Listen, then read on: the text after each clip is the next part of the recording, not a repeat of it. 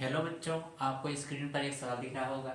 एक सवाल है, पांच क्रमागत विषम संख्याओं का योग 25 है। पांच क्रमागत विषम संख्याओं का योग 25 है, तो बड़ी संख्या ज्ञात करने के लिए कह रहा है।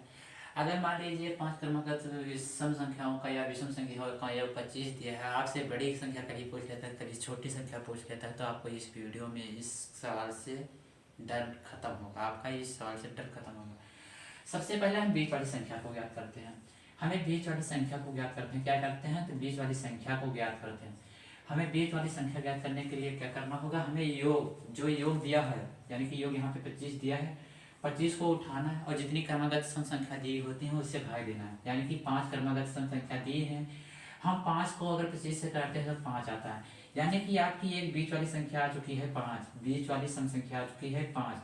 कितनी क्रमागत सम संख्या कहा है तो क्रमागत सम संख्या की है 5। कितनी क्रमागत सम संख्या तो 5 है।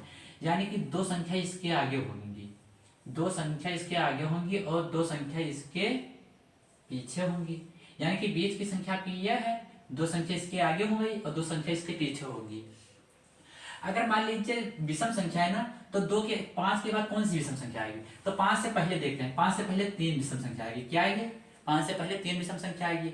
और 3 से पहले क्या आएगी, 3 से पहले आएगी 1। यानी कि आपके अगर सबसे छोटी संख्या ज्ञात करने के लिए कहा जाता तो 1 है, लेकिन आपसे सवाल में कह रहा है बड़ी संख्या ज्ञात करना है।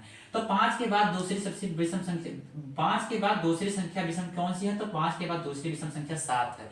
7 के बाद दूसरी विषम संख्या क्या है, तो 7 के बाद दूसरी विषम संख्या है 9 है। यानी कि आपकी सबसे बड़ी संख्या क्या होगी, तो बड़ी संख्या होगी आपकी 9।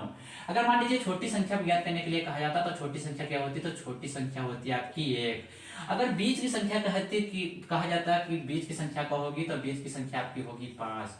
आपको यह वीडियो कैसा लगा है, अच्छा लगा है तो लाइक जरूर करना, क्योंकि यह वीडियो बनाने में बहुत टाइम लगता है। धन्यवाद।